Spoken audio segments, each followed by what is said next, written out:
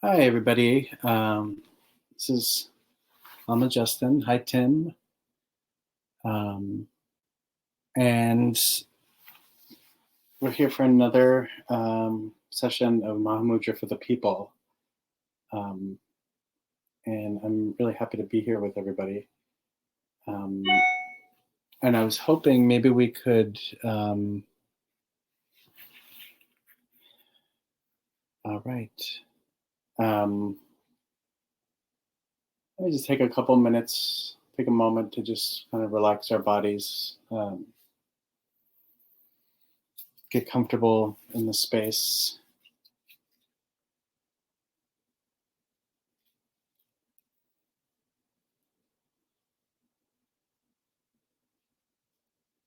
And I think before we really start the session, which I will I would like us to start with a little bit of meditation after we get some time for questions and answers.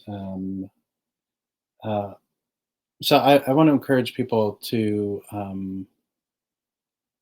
uh, ask any questions they might have right now from this practice. So if you can, if you just want to write your question into the either ask a question section down on the bottom of the page or in the text box. And really, if you can, if you've been keeping up with the practice over the past couple of weeks, maybe there's something that's alive for you that you want some clarity on. And then there will be time at the end as well to ask some questions.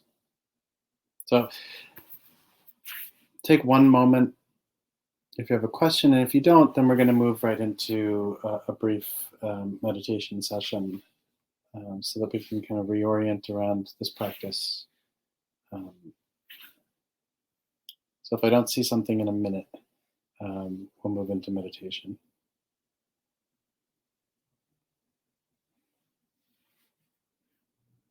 Okay. All right.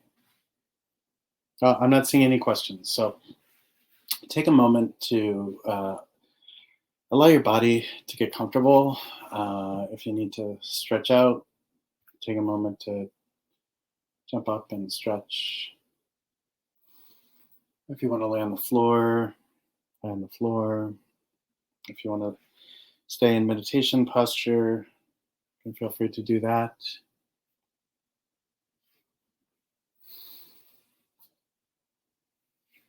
I'm going to ask everybody to, once you've settled into a position that's comfortable for meditation, to take a couple of deep breaths.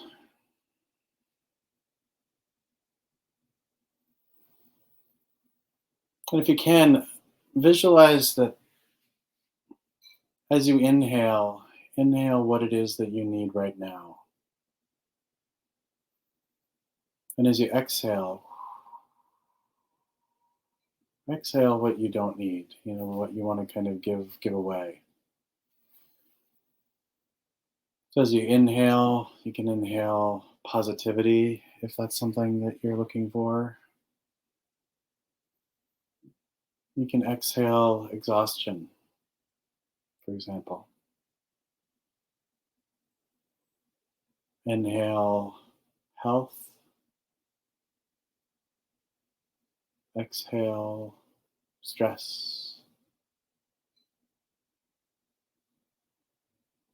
Inhale love.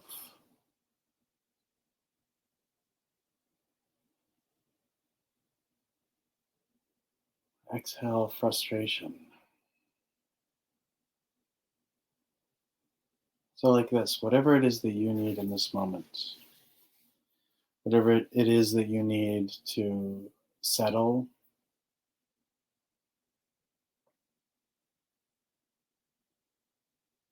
so that the profound space that encompasses you as you begin your meditation practice is able to touch the ground of pure being in an authentic way.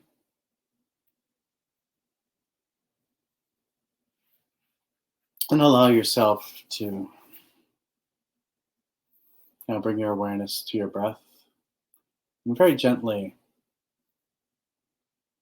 we're going to just remain mindful of exhalation, inhalation, and exhalation.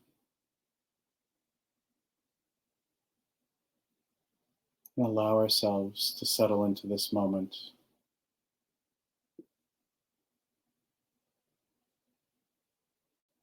whatever that is,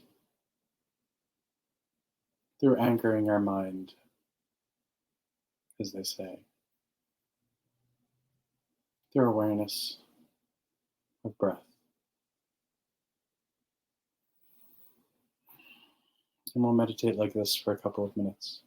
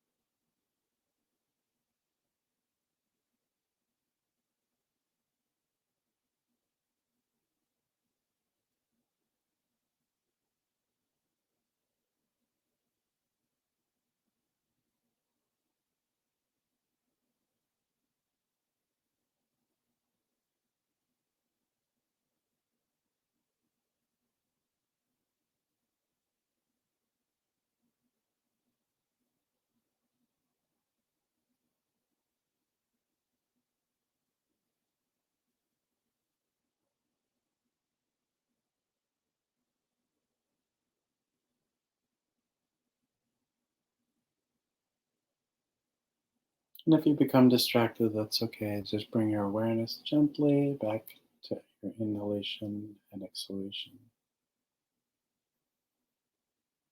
Trying to let your mind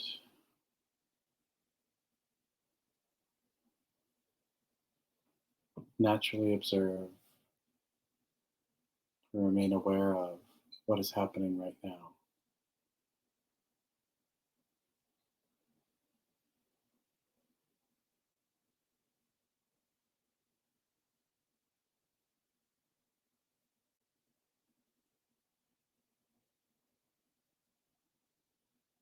And in this moment, try and let go of any experience prior to this one.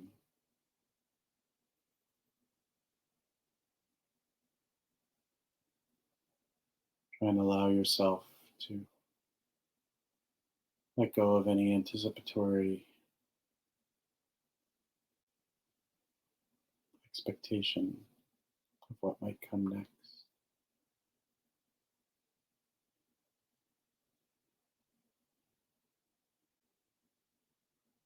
And try and let go of whatever it is that may be happening right now.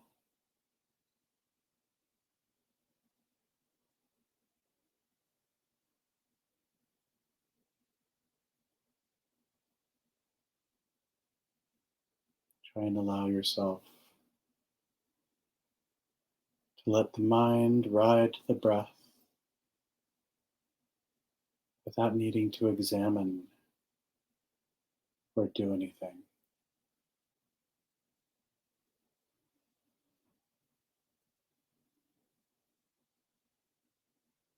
As you rest into an awareness of every inhalation and exhalation,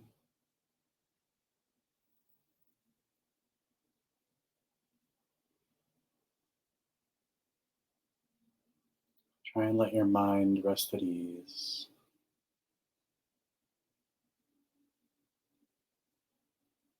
open, aware,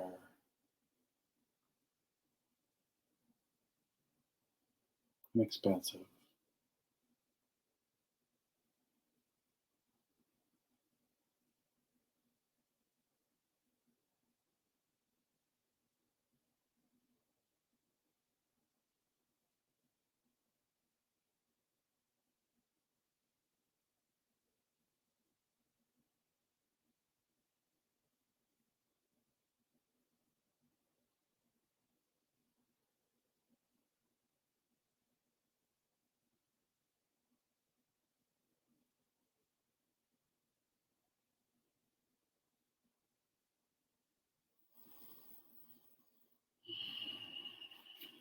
And slowly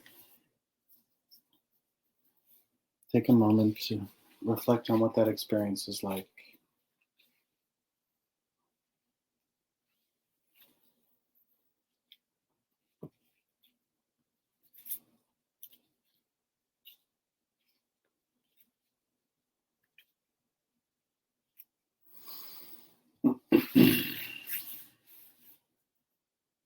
And bring yourself to this group right now, to the screen, as it were. So, hello, and thank you for being here, and thank you for your practice. So we've touched on Tilopa's 6 nails, which I think is perhaps going to end up being a core practice, or a core instruction rather, in relationship to the practice of Mahamudra. And that being said, today I would like to kind of introduce a couple of other portions of a Mahamudra text. And it is one that I translated from modern tantric Buddhism, and it's called Mahamudra Sankamita, and it was composed by this scholar yogi named Maitrepa, and he lived in around the 10th century. He was a contemporary of Marpa, who brought these instructions up to Tibet. But Maitrepa, he had a couple of, he's known by a couple of different names. One is Advayavajra, and then Maitrigupta, and Avadutipa, and I think maybe one or two others. And it's, so there are a number of texts written by all of those personages, and they're all attributed to this one figure, Maitrepa. And Maitrepa was a great scholar, and is believed to have taught at Vikramashila Monastery, which is probably now, it's right on the border of West Bengal and Bangladesh. And he, as we find in a lot of stories, was quite brilliant, and at the same time realized that he lacked a certain amount of practical experience, which we kind of all go through, or experience in our lives to some extent or another, where we might have a lot of intellectual understanding about a topic, but it isn't we realize that we need to get actual experience. And so he had that feeling, and was called to a kind of a very unusual Mahasiddha or great yogi named Shavaripa. And Shavaripa was this kind of like seemingly crazy person who um, was a tribal figure, right? So he wasn't like his personal, I guess you could say, lineage of identity was tribal, right? So it wasn't Brahmanic, Brahmanic Indian, Hindu. Wasn't it? It was basically kind of he's an outsider, and he dressed as an outsider. He had a long peacock skirt, and his hair was long, and he had lice in his hair, and he would eat the lice, and it really kind of grossed Maitripa out. And so Maitripa had several encounters with Shavaripa, and Shavaripa's meditation experience was well known, across these parts of India. And on several occasions, he was with a traveling companion who decided to receive instruction from Shavaripa, and Maitripa experienced Shavaripa's meditation instructions, to be so weird and out of sync with what he had studied in this great monastic university, that he was just like, I don't know about this guy. Like, he's famous, but he's also crazy. I can't really, I can't be certain that he's genuine. I can't be certain about the words that he's saying. And so this caused him a great deal of frustration and suffering. In the meantime, his traveling companion had received initiation, an empowerment, kind of like we had with the Chu empowerment. And he had experiences arise through that, and he was like, oh, this is a genuine teacher. And he took instruction from Shavaripa, and experience arose within him, and he turned to Maitripa and said, oh, you're really missing out on this guy. He's pretty amazing. And Maitripa was so depressed that he actually tried to commit suicide. He was just, he was like, if I don't find a teacher to provide me with experience, I'm gonna kill myself. And he got right up to that point, and then Shavaripa, found him, and he was like, what are you doing? You're wasting your life. And at that point, Maitripa, out of sheer desperation, was like, fine, man, like, I'm gonna take empowerment from you, even though this is crazy and I don't know if it's authentic. And he did. And then Shavaripa gave him meditation instructions and said, look, go out into the jungle and practice Mahamudra. These are my instructions. They're my heart instructions. And Maitripa did that, and he became awakened over time. And then after his awakening, he then came to Shavaripa and said, okay, I've had, an awakening experience, and I'm ready to live here in the forest with you. And Shavaripa turned to him and was like, you idiot, like, you're a scholar. Take this experience and write about it and teach, in the monastic university, which is what Maitripa ended up doing. And so this particular song, of which I'm only going to kind of reflect on a couple bits of it. It's in modern tantric Buddhism. So if you don't have that, that could be helpful. And if it's if you don't want to get the book, that's fine. I'm going to read some of these sections and then teach on them. But so this text comes out of the larger body of literature produced by Maitripa. And it's this particular song, again, for anybody who missed it, Mahamudra Sankamita, um, is um, is really beautiful. I discovered or first came across this song when I discovered a collection of Mahamudra texts that the 16th Karmapa had compiled in the 70s. And then somehow somebody um, introduced it to me, and I received the transmission of it from Ringu Tulku and then from Gyaltsen Rinpoche, and then Gyaltsen Rinpoche offered teachings to me on this. And so I'm going to offer some instruction. Oh, thank you, Isla. I appreciate that. So I'm going to actually begin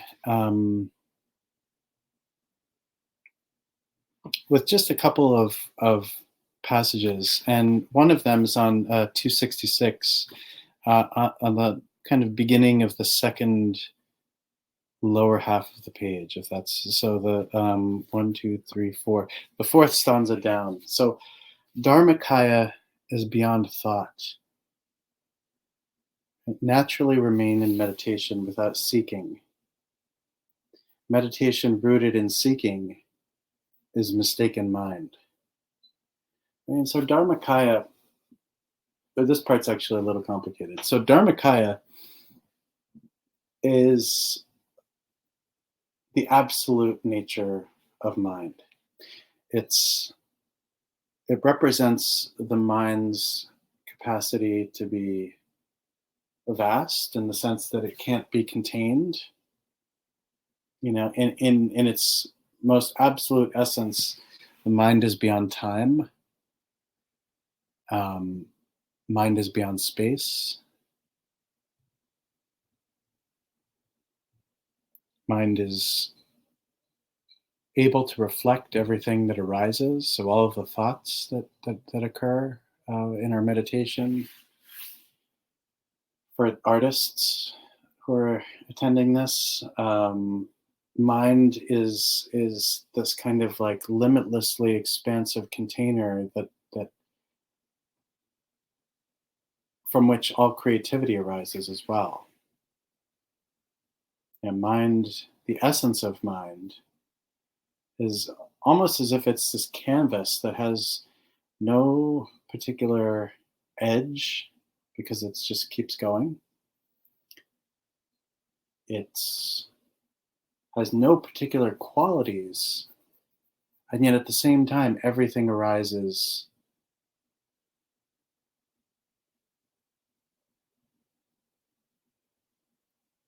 from it. Thought arises from it. Form essentially arises from it in the sense of thought translated into physical activity, into creation. So Dharmakaya, the essence of mind, is beyond thought. You know, it's this just amazingly expansive, radiant, blissful, spacious ground. And so in order to experience that, we need to naturally remain in meditation without seeking. And this is precisely where Tilopa's Six Nails, aligns with this text. So don't recall, let go of what is past. Don't imagine, let go of what may come. Don't think, let go of what is happening now. Don't examine, don't try to figure anything out.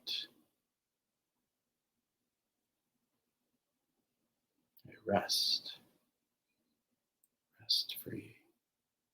All right, so naturally remain in meditation without seeking. So we're not seeking, we're not looking to capture, a butterfly with a net, right? We're not looking to capture the thoughts that happen. In one way, one way that I like to teach shamatha is through the practice. In the beginning, thoughts kind of can be overwhelming. They come and they go, and they're fast. Sometimes they can be unsettling. It can be disturbing even. But the thing is that with the experience, as we gain experience, we have increased faith in our ability to just remain present, right, with what is happening as far as thought goes. And we'll also find that there's this kind of quality that happens as well, that where thought, it's almost as if it extinguishes itself over time. That over time we're able to appreciate that there's actually a tremendous amount of spaciousness between the thoughts as they arise, right? And in those moments, we're able to actually kind of get these experiences of the vastness that underpins everything, right? Which is Dharmakaya.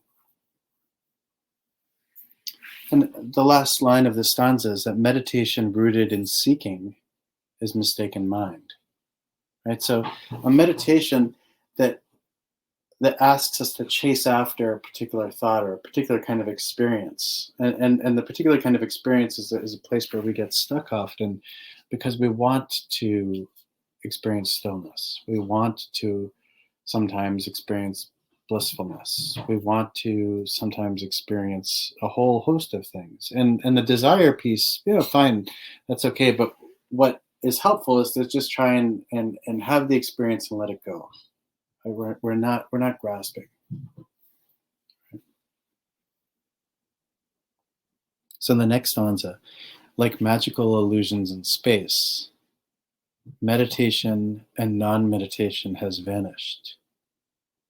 How could there be freedom or non-freedom? And this stanza really points home to this kind of ease and lack of discursive chasing, where meditation, what we're looking for, or what we're experiencing, in an ideal sense, and I don't like using terms like that, but ideally our meditation is neither meditation nor non-meditation, right? We just need to let go of those terms. We need to let go of that binary nature in which we sometimes approach meditation. There is no freedom and there's no non-freedom, right? To be focused on freedom or to be focused on liberation is to be stuck in this binary discursive kind of, assumption about the way mind is.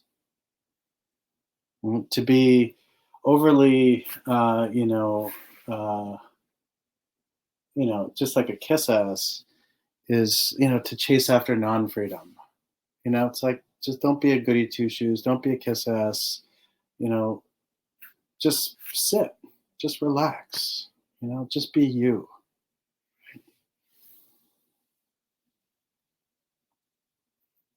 And so he goes on to say, in such a way, the yogin or yogini, with realization, through knowing this, becomes liberated from all virtuous and non-virtuous karmas. And so this is where we're able to kind of just allow whatever to arise without judgment. Thoughts happen, right? Sometimes we're, like I'm tired right now, right? But sometimes our mind can be really activated. Maybe somebody called us, and it was somebody with whom we have a difficult relationship. And there's still that kind of like reactivity in the mind. And then we sit down to meditate, right? And that just leads us naturally into this thought train, oh, I don't like this person. Why'd they call? I don't like how that conversation went. That was so frustrating. It's all of the different natural things that happen. Why am I getting frustrated by this? It's natural. There's nothing to judge. But But this point is, when we're allow ourselves, and some of this is, born more out of having a sustained practice, which allows us um, to kind of train in the practice. We can get to this point where whatever thoughts arise, whatever experiences arise, or even whatever phenomenon is happening, within our field of vision as we meditate, that our mind remains free of seeking and recognizing the virtuous and pushing away and trying to repress or um, not allow to arise the non virtuous. We just let things happen. And there's no agitation, there's no reactivity. And so this is something that we kind of experience in different aspects of our daily life when we're very relaxed. We can be very relaxed and we kind of see something happen and we're not so concerned about, it's just happening.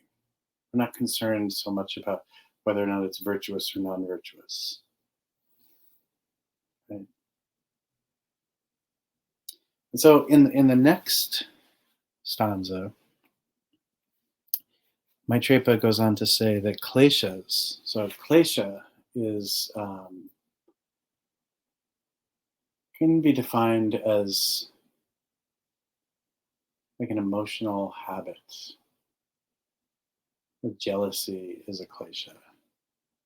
Ignorance is a klesha.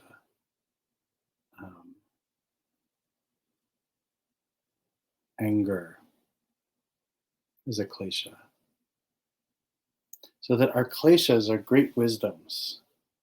Like fire in a forest, they are the yogin or yogini's companion. And so, in this particular way, whatever is arising in our experience of meditation is okay. Anger, jealousy, rage, sadness, attachment, ignorance. Whatever arises is something that we can practice with. And bringing this back to Tilopa's 6 nails, when the experience of ignorance or anger arises, his instruction asks us to remain free from our past experiences to ignorance and attachment or anger. And when these things arise, anger, attachment, anger, etc., how to experience that in the moment without just going to like, God damn it, I'm fucking pissed off about this, or like I'm really feeling fucking dull because of my ignorance. It's not think, or examine or compare, or analyze. Oh God, anger again. What is wrong with me? Jealousy. What can I do to get rid of that? So in this way, and this is very tantric, is that we make use of our kleshas. We don't run away from them, right? Whereas in other practices and in other traditions, sometimes our grossest, most nasty things about ourselves that we like to hide from people, and including ourselves, right? We like to pretend to hide the fact that we're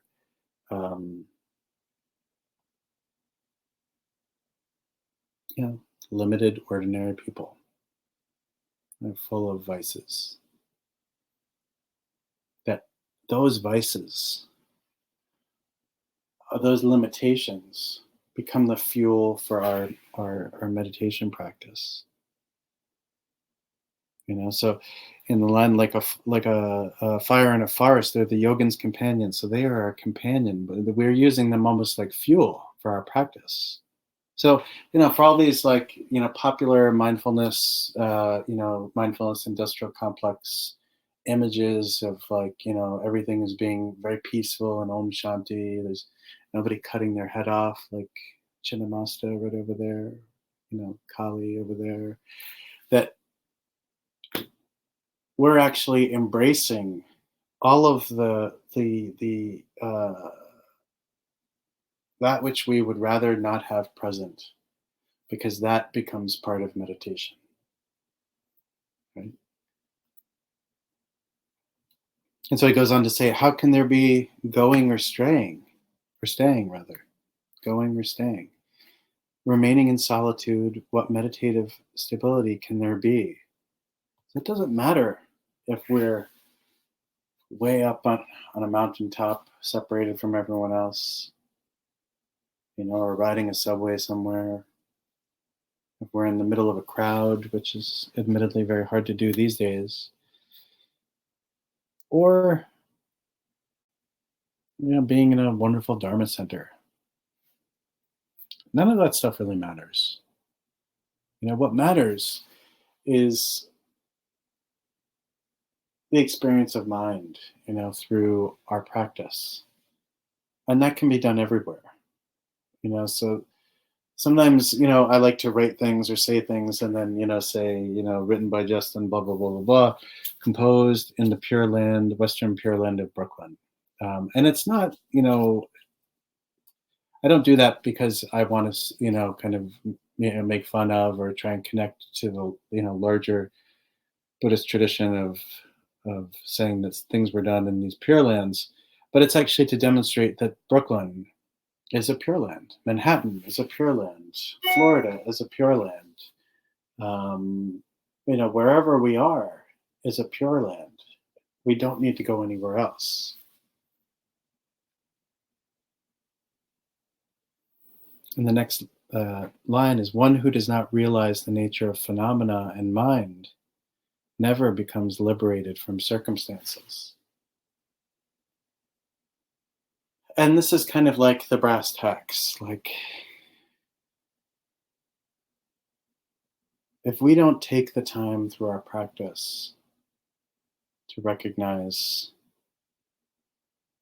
the nature of mind, as well as the nature of phenomenon. So it's the nature of mind is the way that we experience everything that exists, which is phenomenon.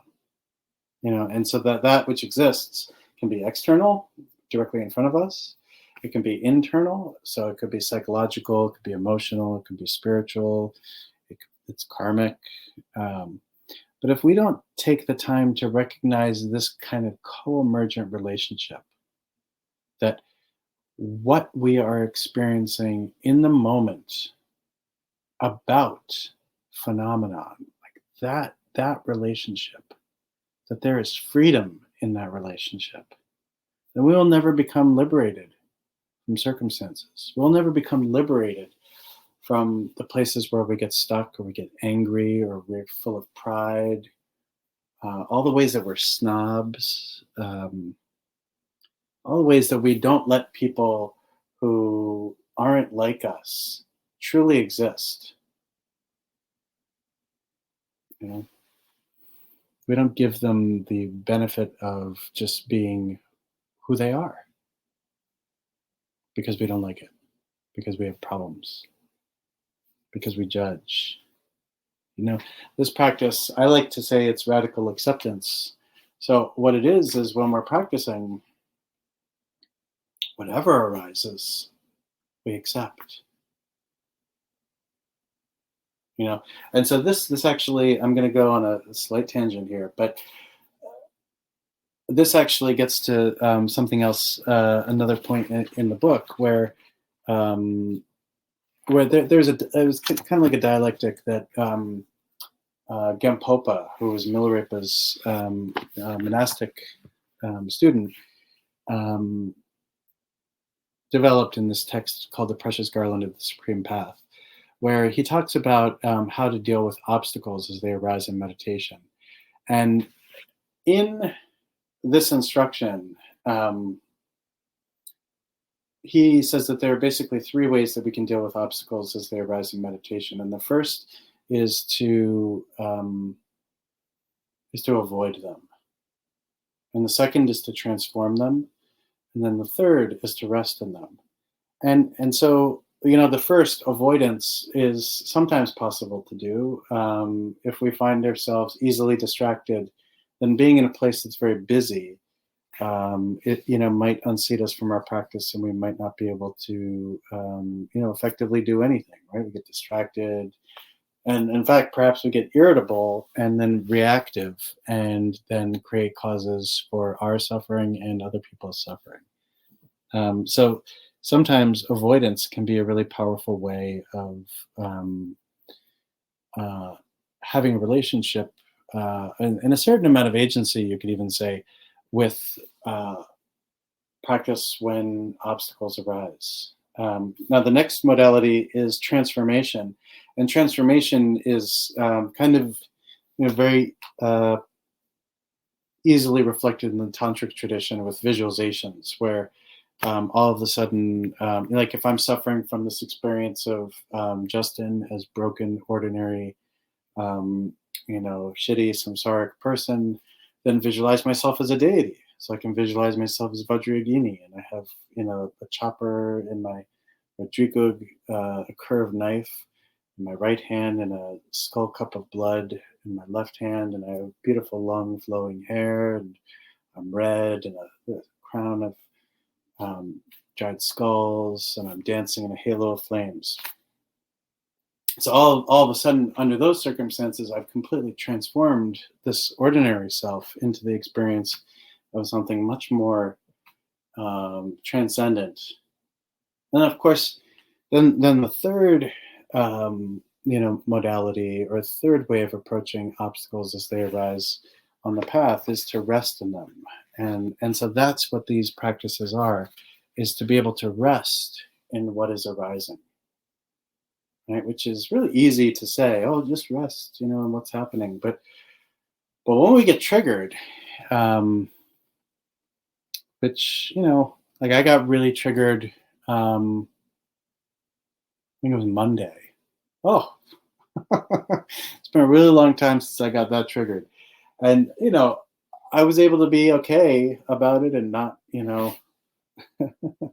not lash out. But the internal feeling was like, wow, it was like a storm, and so then resting in that sometimes is possible, and then other times it's like, this kind of thing where we're saying, oh, I'm going to learn how to surf, and you go out to a beach with these massive waves, and you just get pummeled. But what Maitreya points out here is that without the ability to rest in the experience, right, of realizing the nature of phenomena in mind, we won't know freedom, right? So eventually, we need to, if we use these three different modalities to deal with obstacles, we eventually need to move away from the first two, right, from avoidance and from transformation, and to begin to, kind of move all of our eggs into the basket of experimenting with resting and things as they arise. And of course, as we do that, we need to have a little bit of skillfulness in doing that in ways that are appropriate for us, right? If we have a history of particular kinds of trauma, there's no real point in running to those spaces that traumatize us or cause vicarious trauma as a result. So those other two modalities kind of help as we kind of learn how to tread this this very kind of tantric way of approaching Mahamudra. I'm going to move down a little bit to the second to last stanza in this. Actually, these next two, and then I want to open it up for some questions. So if you want to kind of begin to perhaps,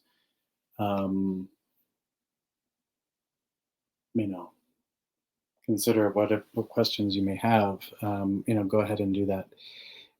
But so the second to last stanza on this page is like a continuous flow of a great river. However, it abides. So however the mind abides, it is endowed with pure meaning. Likewise, it is continual Buddhahood. Samsara is non-referential great bliss. Right? So,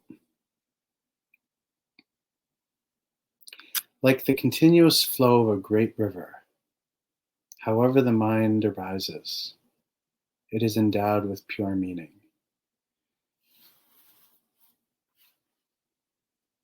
So when we're able to allow our mind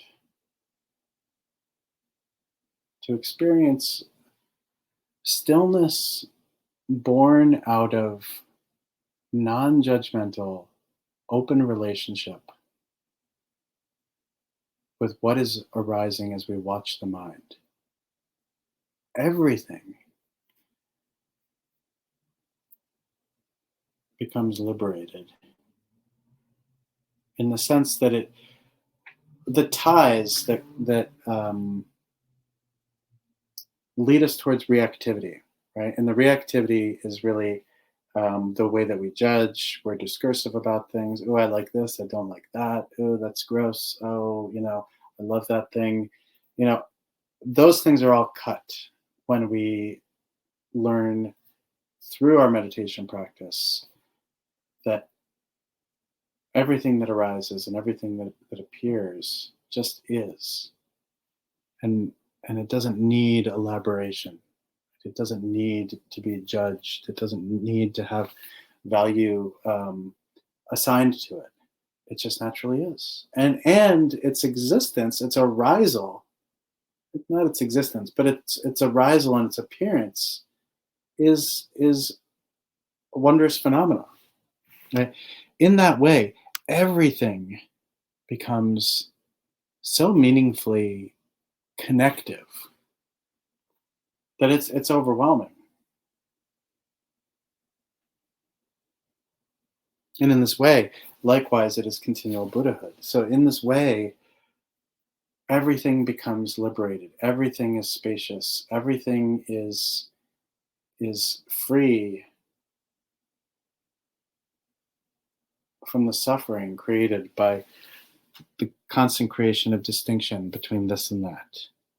Right? So in this way, samsara is non-referential great bliss.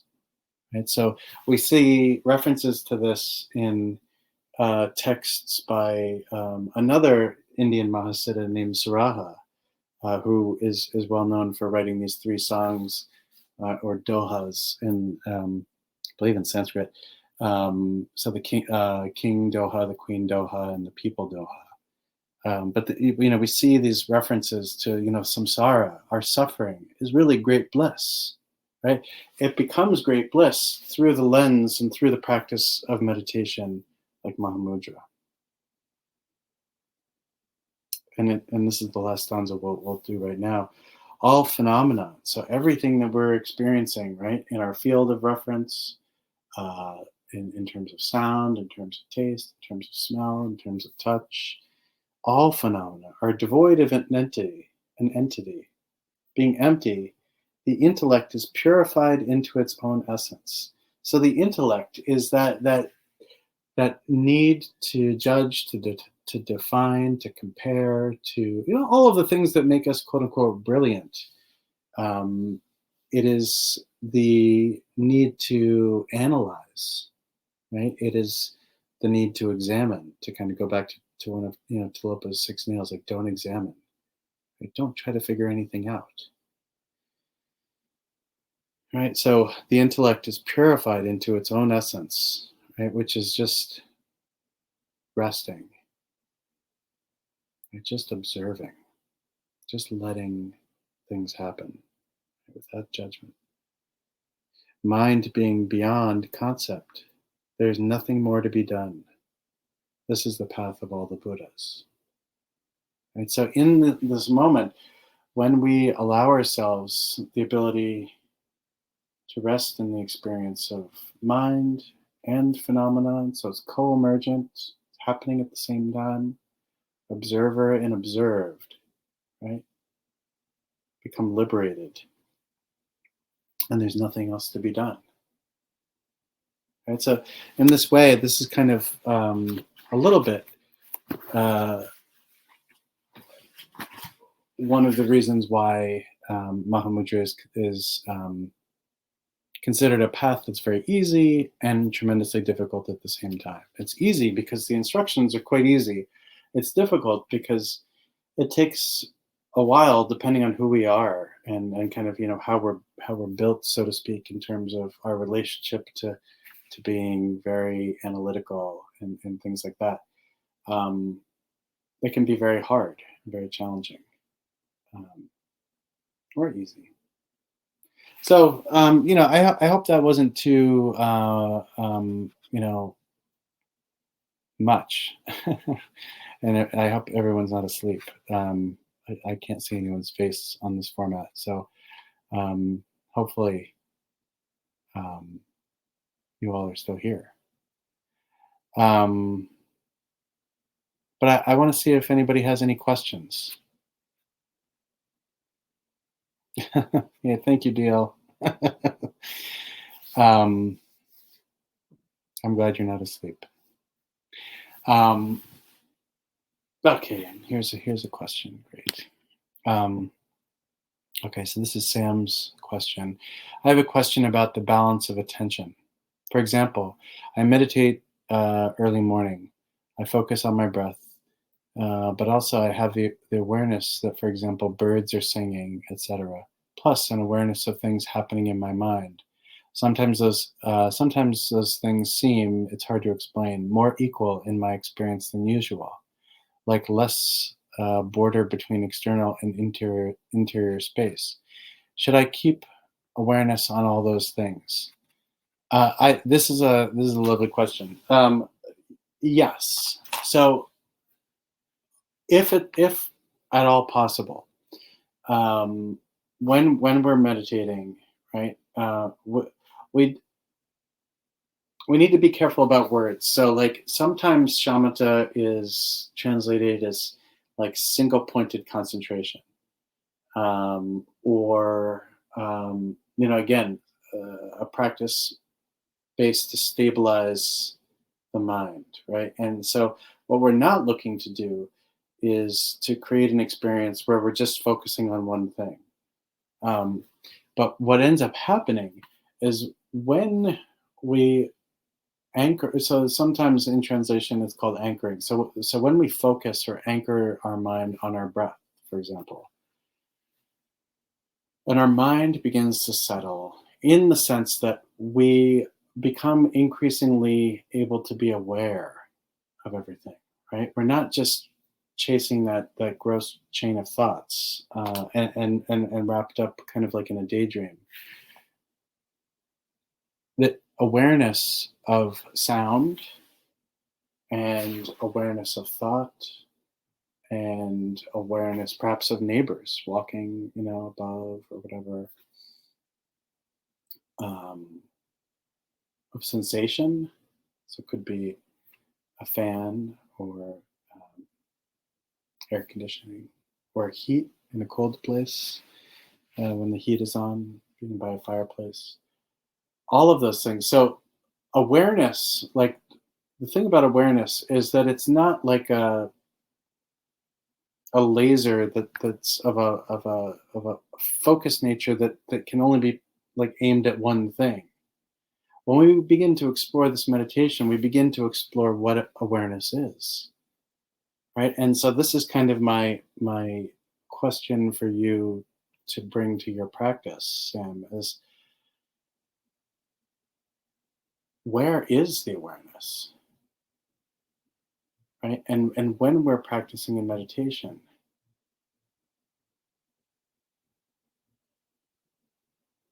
what does it focus on? And I realize that it's kind of annoying to answer a question with a question, but the reason why this is done is that that kind of question, that kind of inquiry, allows you in this particular example to be able to explore what that awareness is, right?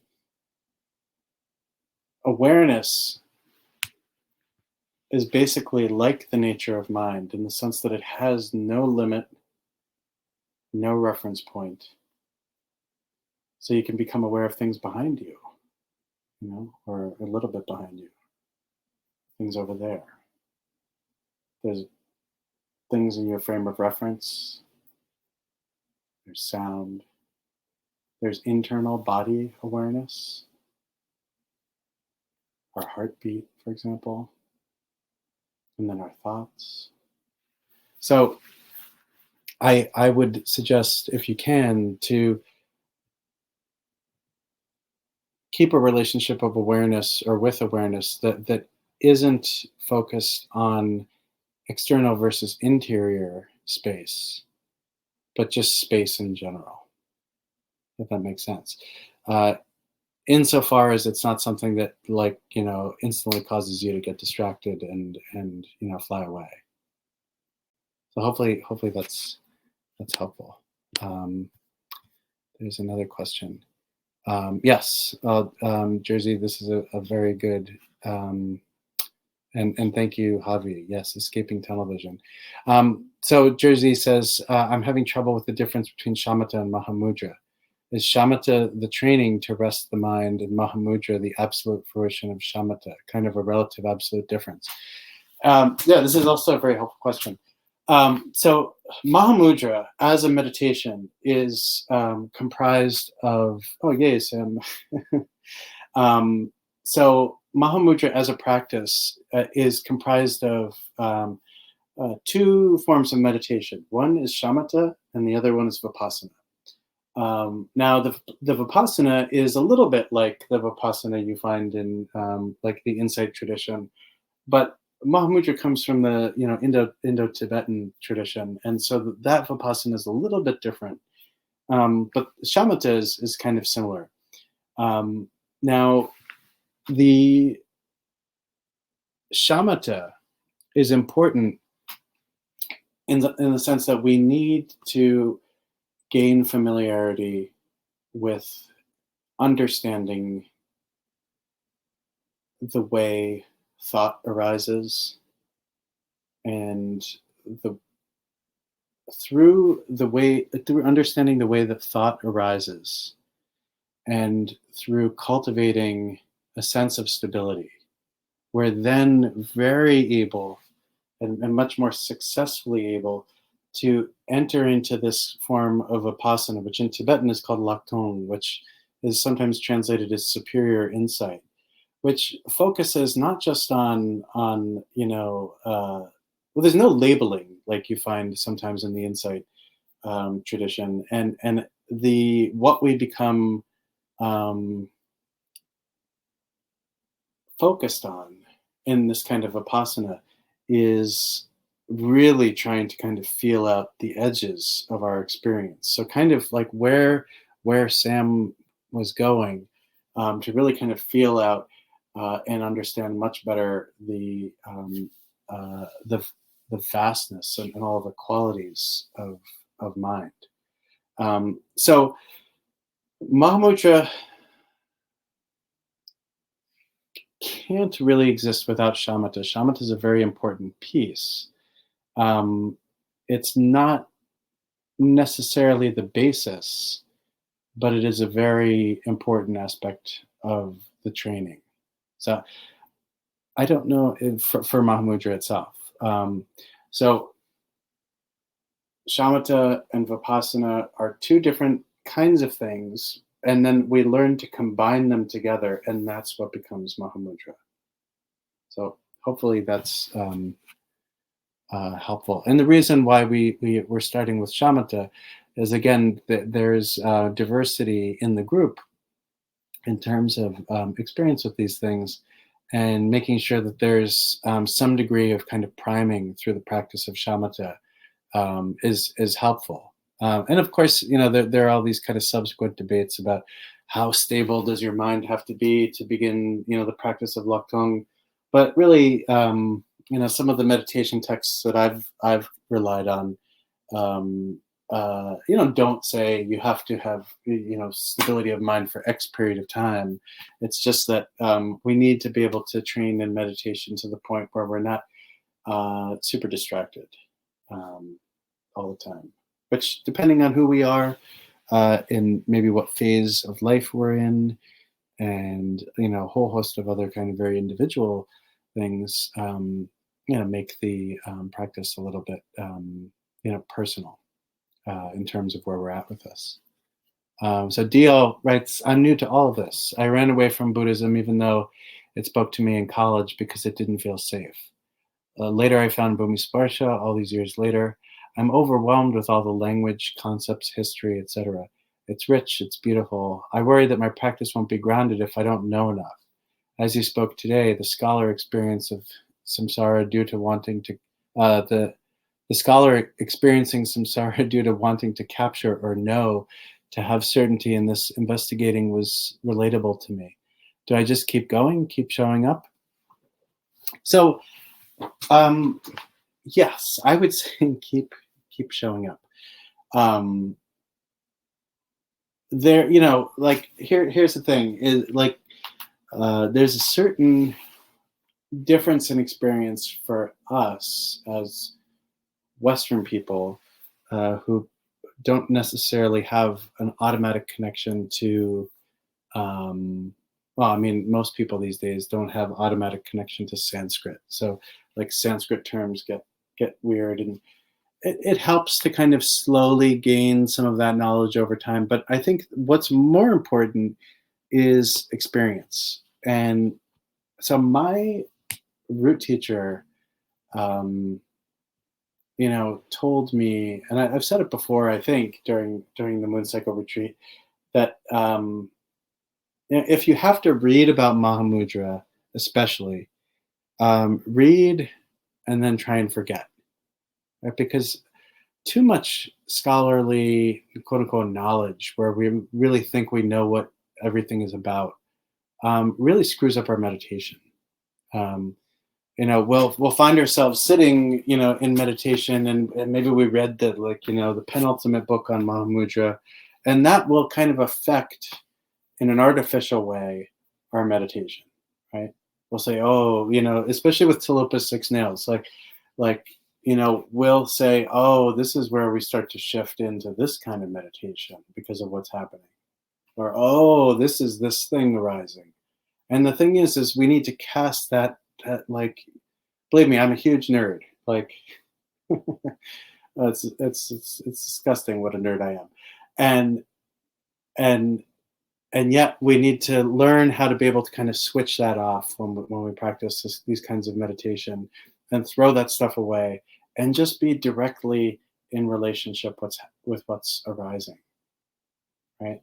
So I've actually never been present for when Rod teaches this, but I become very inspired by kind of engaging in kind of, this all these different aspects of the tradition, which isn't necessarily helpful for people that are, not similarly connected in that way, or not similarly motivated to kind of learn that stuff. And I'll say it's not really necessary to learn all of that stuff.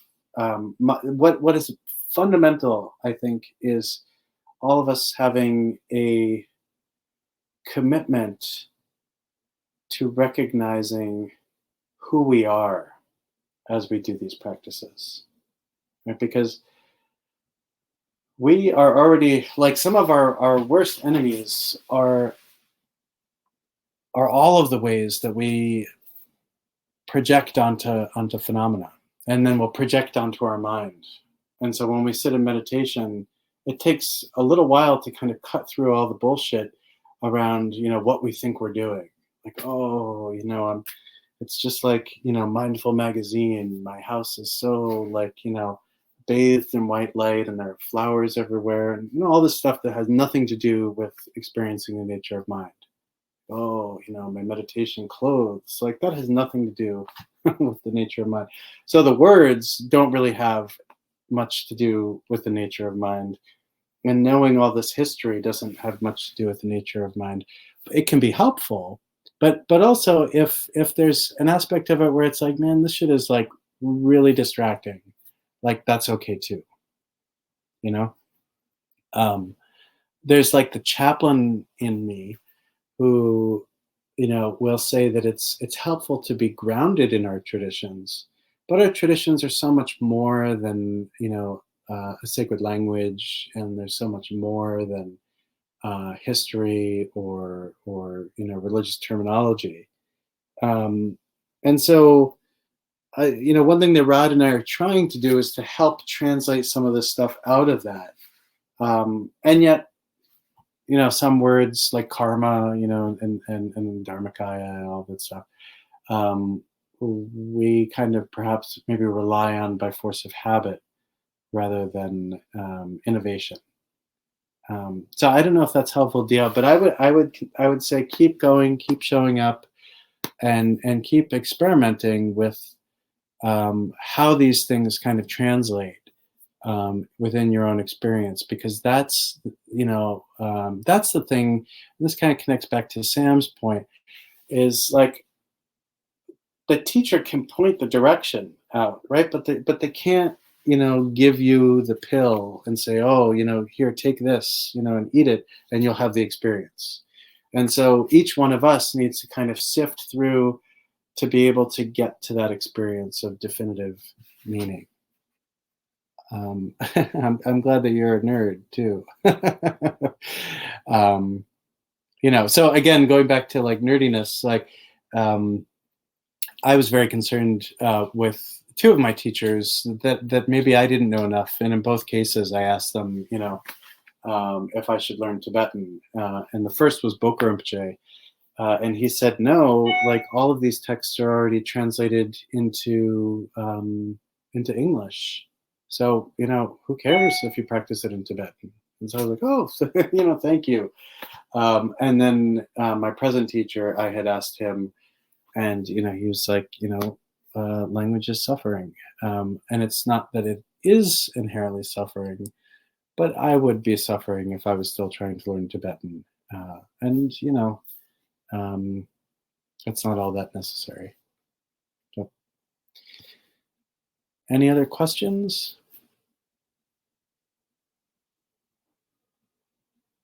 No. Okay. I'll tell you what, just so that we kind of keep this a kind of given like a dialectic between nerdiness and practice, let's do a little bit of practice. And again, I'm a big fan of shorter practice with this particular thing. Maybe multiple sessions that are short, because it's kind of like I mentioned before, like I'm the son of a painter, and there were periods when my dad was painting these big canvases that were sometimes 8 to 12 feet wide and 6 feet high, and he would like labor over them for a very, very long time. But then I would watch him do these like quick little things, and and I was always curious. I was like, you do these quick little things and these long, like epic things. Why do you do both? And he was like, the quick things are really like these short, kind of like charcoal or ink wash paintings are done to just kind of keep myself able to express quickly. And then these longer, more conceptual, like dirge, like paintings, are about having a long, sustained relationship with creation. And so it helps to kind of connect as meditators to both, right? The quick things are like, resting in the nature of mind, resting in the nature of mind, resting in the nature of mind, experiencing, shamatha, shamatha, shamatha, to just kind of like get outside of our tightness. And then at other times, this nice long flow of experience of shamatha.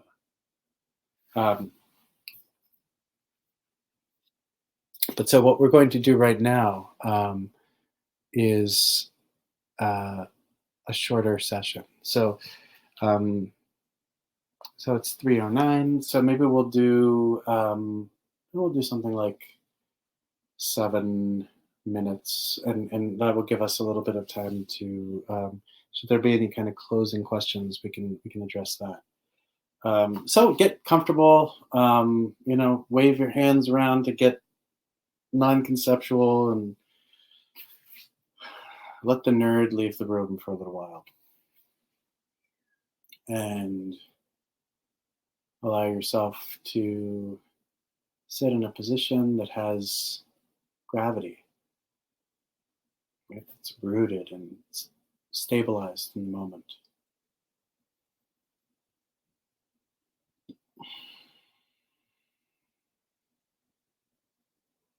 Then gently bring your awareness to your breathing.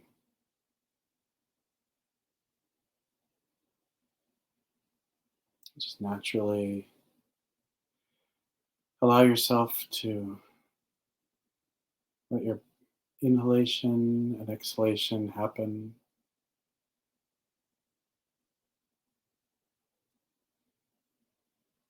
without judgment.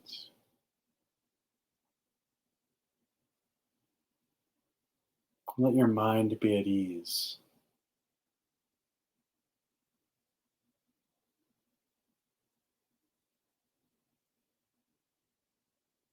Without any particular relationship to what just preceded this.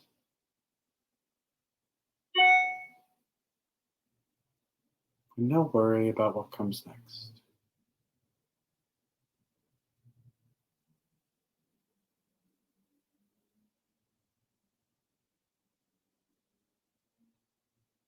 Don't worry about what's happening.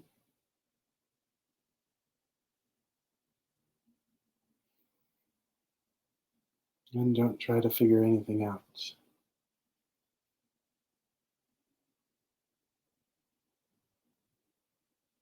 Don't examine this particular experience in an analytical way.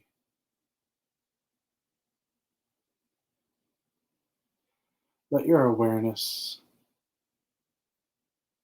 be a sense of open knowing.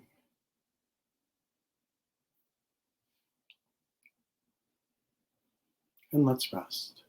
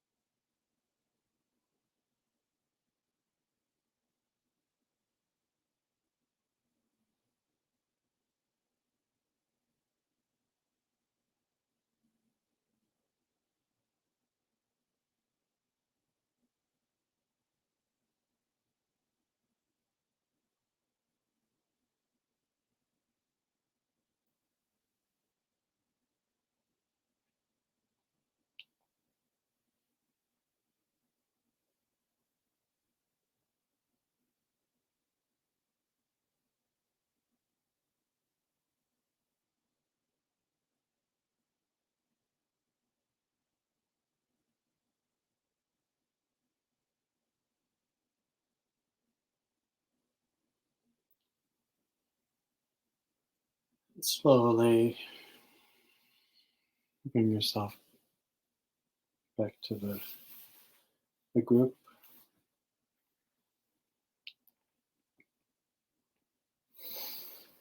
Go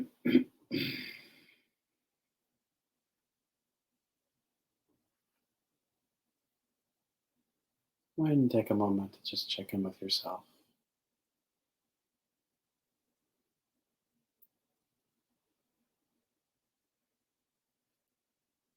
So, one of the things about these kinds of practices, and it kind of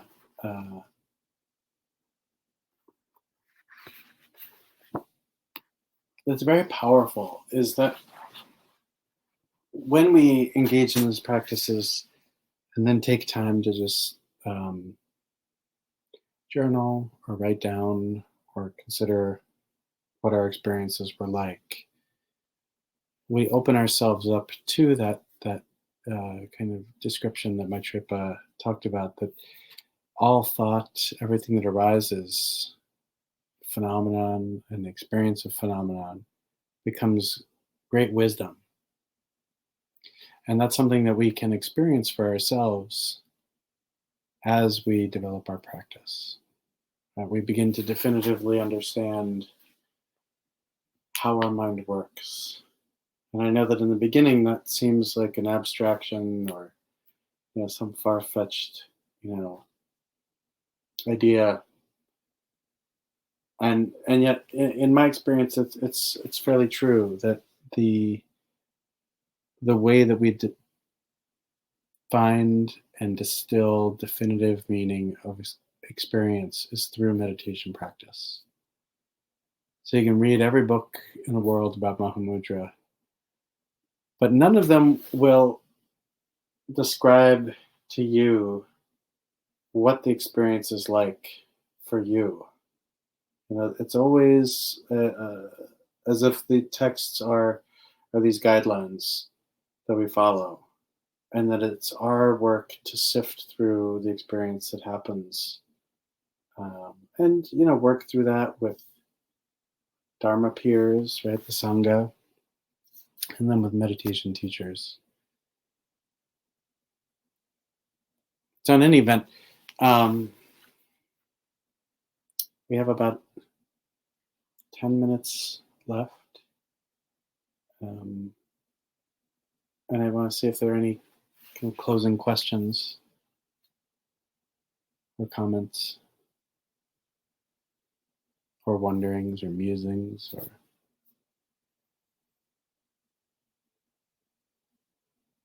did everyone fall asleep? No.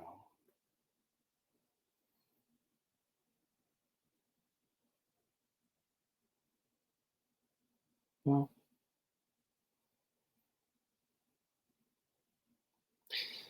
if there are no questions, I'm going to dedicate the merit. Oh, wow. Oh, wow, 3 questions. They're multiplying. So, any thoughts about how we can support one another in maintaining this practice together? Yeah, I mean, this is a very good question, Mr. Bhumi Sparsha. I think that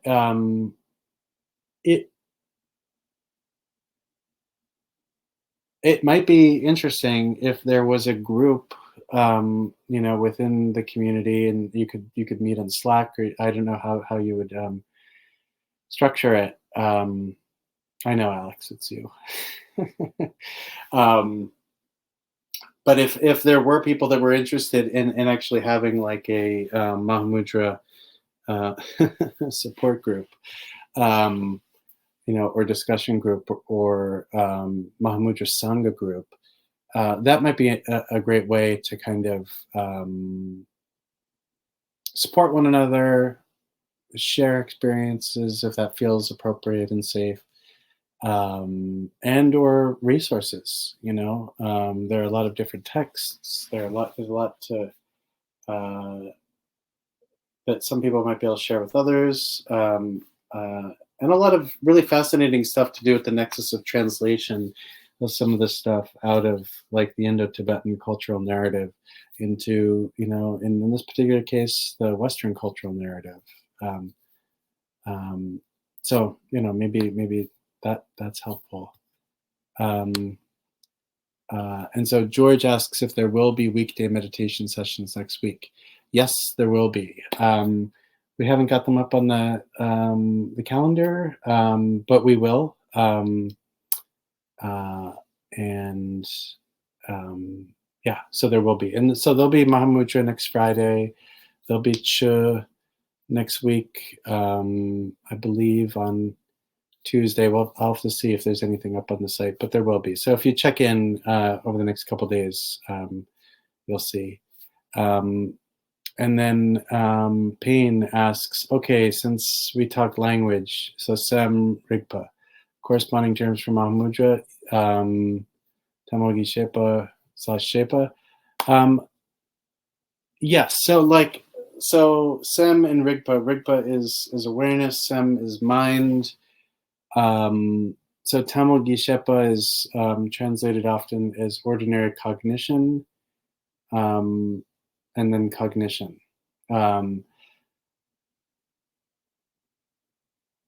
So yes, yeah, I think that's accurate. But I'm not a scholar in these things, and there will be people who can answer those questions much better than I can. I'm going to move on to DL.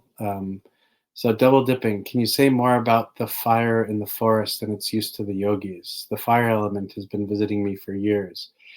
So in this particular context of that stanza, the fire is, the fire of our practice. So that was the line was that, our kleshas become, more or less akin to our best friend.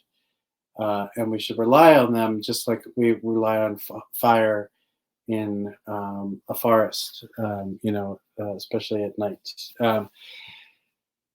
And so, the fire element, we could actually say to some extent that resting in the experience of pure awareness is a fire, is a flame that burns away all of the discursive and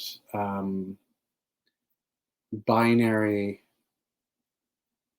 obsessive qualities that we're constantly projecting onto our mind, our body, the world around us. And so in that way, awareness can be seen as a liberator, right? The way just like burning something kind of liberates it from one form into another. In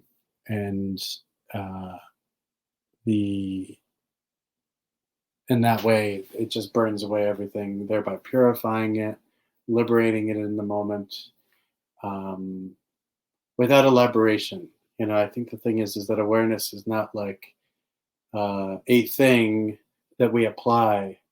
Awareness is constantly present, and as such, it's kind of like we constantly have access to these flames that liberate and burn away ordinary samsaric ways of being, that cause suffering for ourselves and others. Hopefully that's helpful, Dio. And then Matt asks, despite the comments about books, do you have any book recommendations about Mahamudra? I actually do. And I appreciate the humor in that question. So there is a book called A Song for the King, which is about Saraha's King Doha, or King Song, A Song for the King, which was a great Mahamudra text. I particularly like to go with the Indians in this over the Tibetans. Tibetans. But the kind of medieval Indian Mahamudra literature for me is really kind of mind blowing. So I would look up anything you can by Saraha, anything by Tilopa. There's a book called Tantric Treasures, which uh, there's a song by Naropa, a song by Tilopa, a song by Saraha, and a song by Khanna, who was a Indian yogi who a lot of his stuff ended up in the Sakya tradition. And there is a book called The Mind of Mahamudra. I see it up on the wall. And so that book is a distillation of a much larger book that I used to have right near where I'm sitting right now. But it has texts by this guy named Lama Shang, Shang, which is, yeah, The Mind of Mahamudra. Thank you, Alex. Is just, he's like, he's a funny guy. He was a great yogi, contemporary of Gampopa's nephew in Tibet. And he also became a Kagyu warlord who actually, his mind, they say, was so non-dual that he could be a warlord and it wasn't a problem. And so some of his activities were problematic. However, his songs on the nature of mind are just, I find that, I mean, they, again, I'm a nerd, but they bring me to tears. They're quite beautiful. So for me, I like to go to that stuff, the source text, as it were. There's stuff by Trungpa Rinpoche, but for me, I prefer engaging with the Indian tradition about this stuff. And then I just want to address one last thing. We've got 30 seconds. Payne says it works for me, not looking for etymologies, looking for tastes. And yes, so this practice is about tasting. It's like a tasting menu.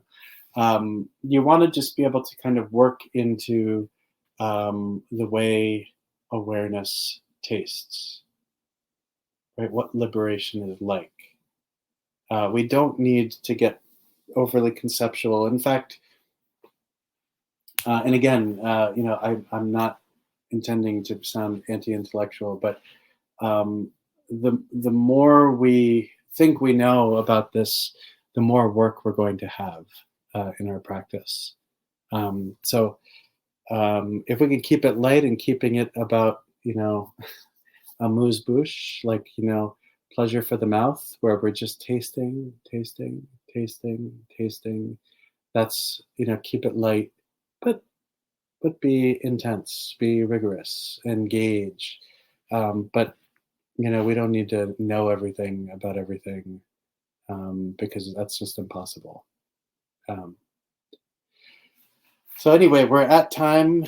In this moment, I want to dedicate all of our collective practice, both during this session and then all of our collective practice up until this point, to the alleviation of the suffering of all beings. In this particular moment, I ask that everybody who has engaged in this practice be endowed with the ability to recognize mind's essential nature and experience freedom.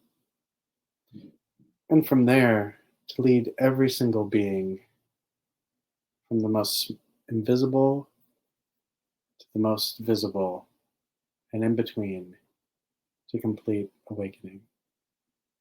So in this way, may it be so. Amen.